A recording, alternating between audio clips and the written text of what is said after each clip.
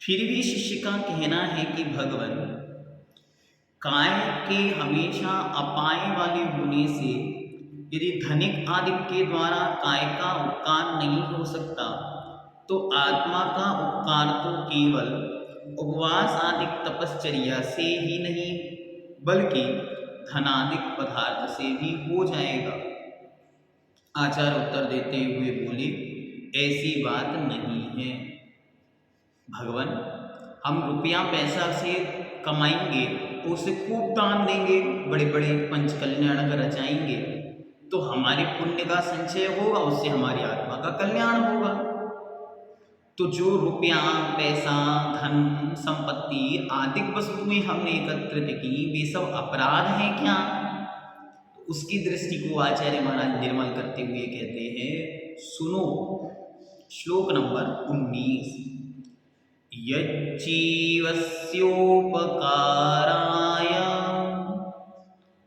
तद्देहस्यापकारकम्, यद्देहस्योपकाराय तज्जीवस्यापकारकम्।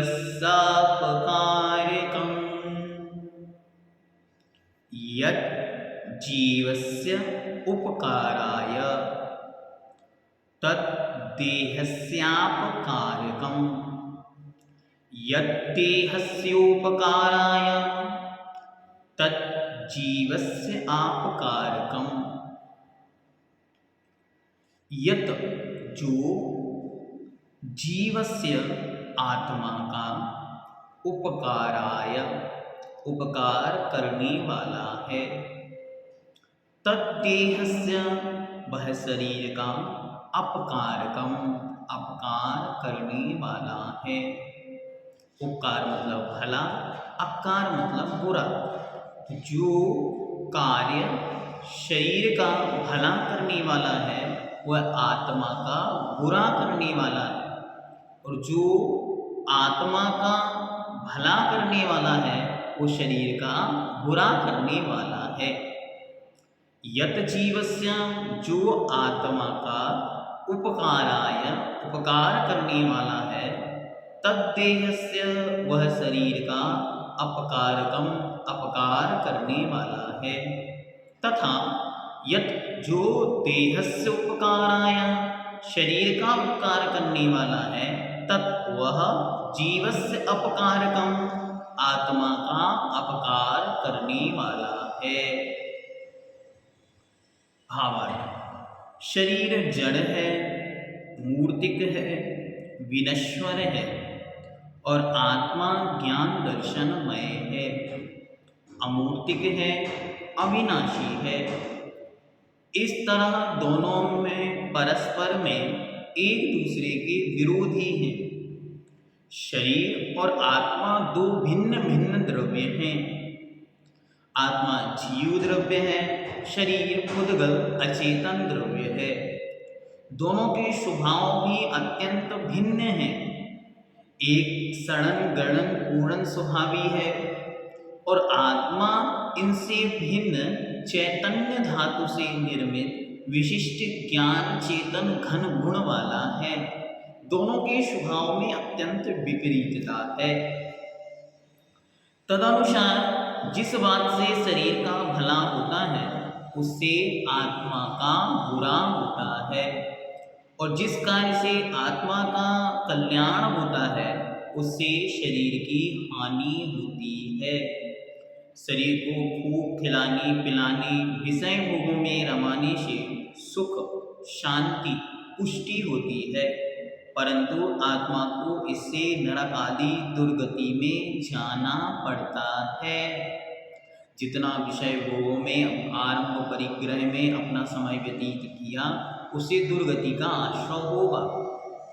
आत्मा को सामायिक स्वाध्याय व्रत तप संयम द्वारा कर्म क्षय करने पर केवल ज्ञान अनंत सुख आदि मिलता है, परंतु व्रत संयम आदि करने से शरीर निर्बल क्षीण कमजोर हो जाता है।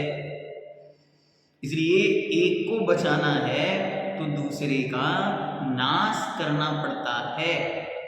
लेकिन एकदम इसका नाश नहीं होता, इसे शिथिल करना होता है। इसलिए आचार्यों ने बड़े बड़े तप, उपवास, अनुष्ठान और त्याग बतलाए। अरे तो क्या आत्मा के लिए हम शरीर को अग्नि में डाल दें? नहीं, अग्नि में डालने का प्रसंग नहीं है।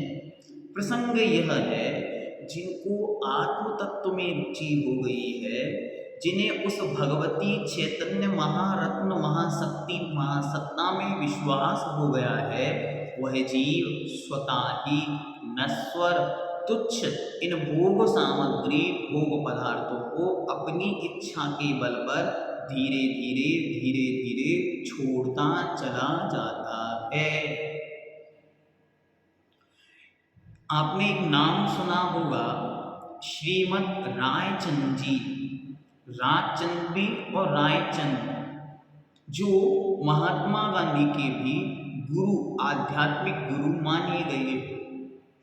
ये पहले बड़े व्यापारी थे और हीरा का कारोबार करते थे। धीरे धीरे धर्म में रुचि होती गई और रुचि बढ़ती चली गई, और इन्होंने इतनी तप साधना और आध्यात्म बल किया कि उसके कारण उनका शरीर अत्यंत कृश हो गया। शरीर पर मात्र एक लंगोट की तरह एक धोती लपेटा करते थे और आराम से अपना समय व्यतीत करते थे। एक बार एक व्यक्ति उनके पास आए और उन्होंने उनसे निवेदन किया कि हे स्वामी, अभी इस संसार को आपकी बहुत ज़रूरत है, आपके आध्यात्मिक उपदेशों की ज़रूरत है, इसलिए शरीर का संरक्षण करिए। उन्होंने कितना सुंदर जवाब दिया। उन्होंने कहा, आप ध्यान से सुने, हमारे पास ये 5 लीटर जल है। अब इस 5 लीटर जल को हम उद्यान में, उपवन में, बगीचे में डालें कि कीचड़ में डाल दें? तो सामने वाला कहता, नहीं नहीं, उपवन में ही डालना है। उन्होंने कहा, वही काम मैं कर रहा हूँ। मेरे पास 24 घंटे का समय है। यदि मैं अपनी आत्मा रूपी उपवन में दूं तो शरीर का रूपी कीचड़ में पहुंच नहीं पाता वह पानी, और ये कीचड़ सूख रहा है। क्या उपमा दी! इस शब्द ही नहीं, अपितु वास्तविकता थी उनके जीवन की। हम भी इस प्रकार की आध्यात्मिक उन्नति को अपने अंतरंग में लाएं कि शरीर को क्रश करना हमारा लक्ष्य नहीं है। हमारा लक्ष्य तो कषायों को क्रश करना है, विषय वासनाओं में देने वाले समय से बचकर आत्मा के लिए समय देना। आज से हम आत्मा के लिए समय निकालना प्रारंभ करें तो स्वतः ही शरीर क्रश होगा, होने दें, उसमें कोई विकल्प नहीं, क्योंकि आत्मा की मजबूती ही हमें संसार समुद्र से पार लगाने में कारण है।